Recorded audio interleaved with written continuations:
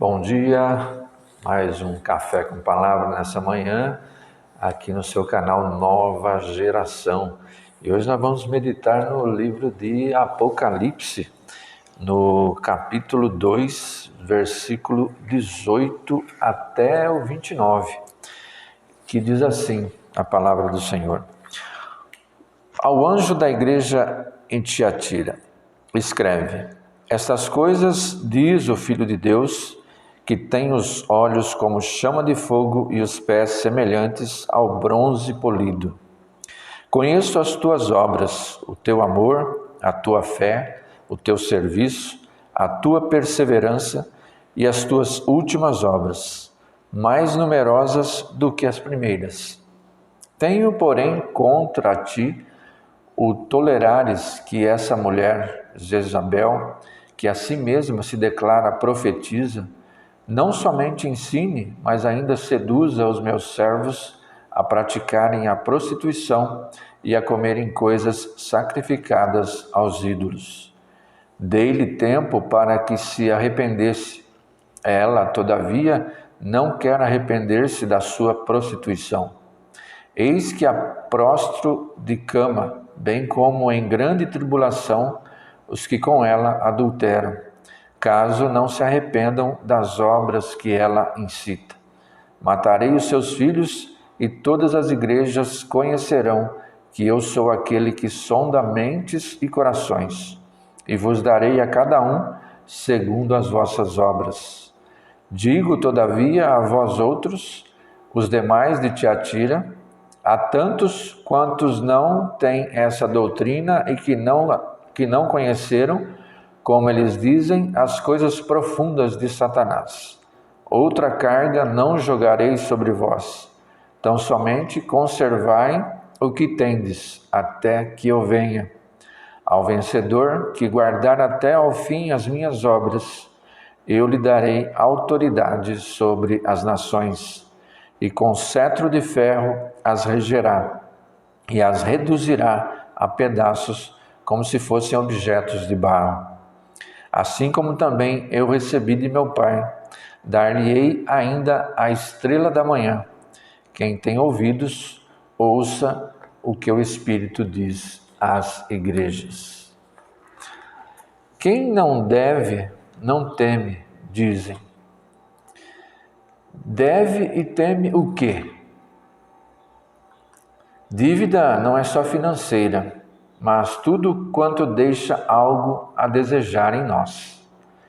Ela sempre terá alguma consequência ruim, desde um simples desconforto até a ruína total. E é isso que precisamos temer. Muitas vezes, porém, preferimos não liquidar as nossas dívidas, mas escondê-las. Aí o principal temor será de que alguém a descubra. Mas nós nos irritamos quando outros escondem as suas dívidas, porque essa atitude acaba nos prejudicando. Passamos então a exigir transparência, isto é, que o outro revele a sua verdadeira posição. Às vezes a nossa dívida também é só conosco.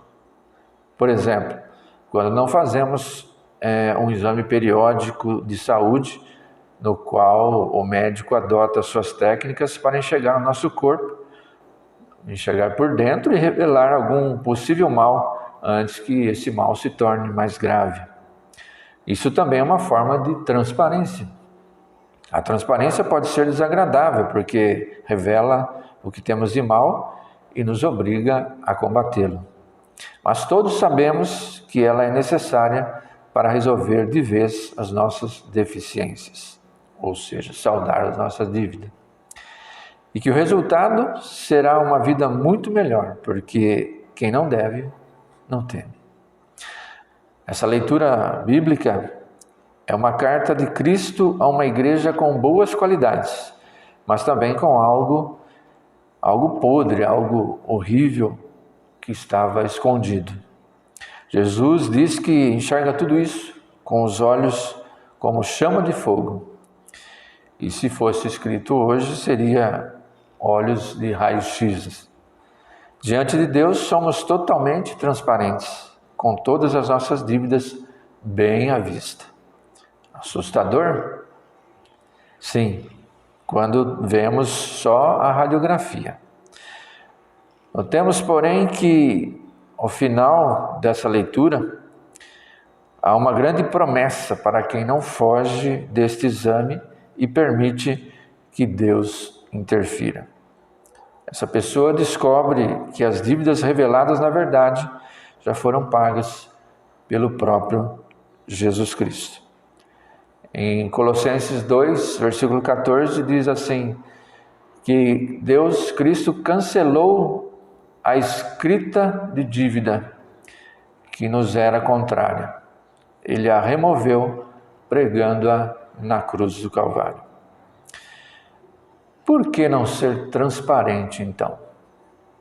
Deus mesmo liquida a dívida que temos com Ele quando nós a confessamos.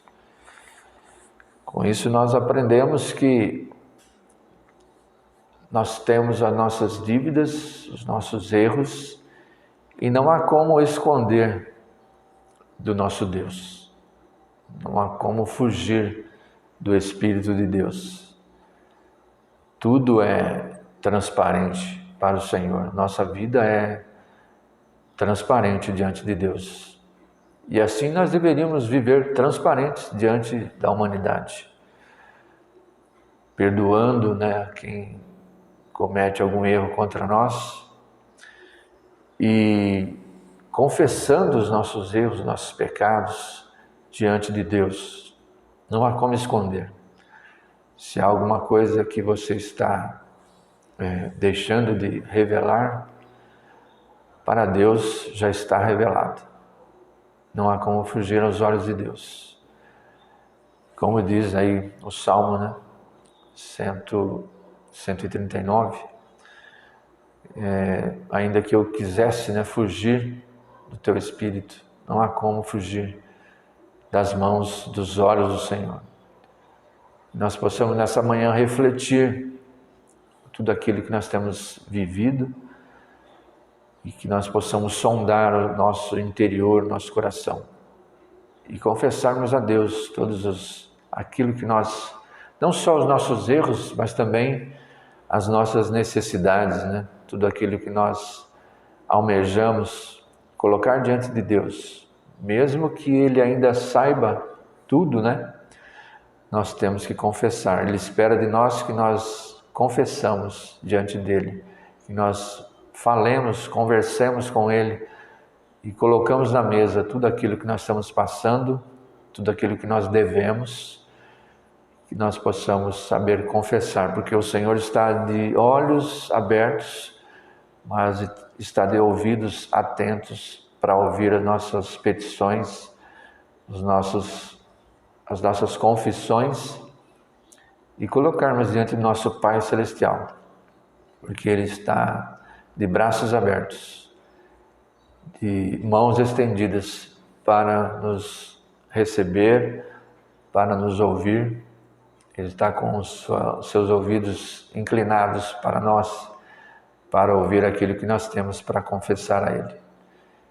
Que você nessa manhã possa abrir o seu coração diante de Deus, colocar diante dEle como seu Pai Celestial, chegar diante dEle e dizer: Senhor, eis-me aqui, está acontecendo assim, assim, assim comigo, preciso do seu auxílio, preciso do seu perdão. Salmo de número 37, versículo 5, diz assim: entrega teu caminho ao Senhor, confia nele e o mais Ele fará. Então entregue o caminho ao Senhor, seu caminho, a sua vida, aquilo que você está vivendo, o problema que você está passando, entregue nas mãos do Senhor, pois Ele vê todas as coisas, ouve todas as coisas, mas Ele gostaria que você confessasse a Ele, fosse transparente, dissesse a Ele tudo aquilo que você está passando ou precisando. Que Deus abençoe a sua vida. Deixa aí o seu joinha, seu like, compartilhe com seus amigos e comente aí abaixo no canal. Você que acompanha aí pelo YouTube, Instagram ou Facebook. Um grande abraço, que Deus abençoe a sua vida.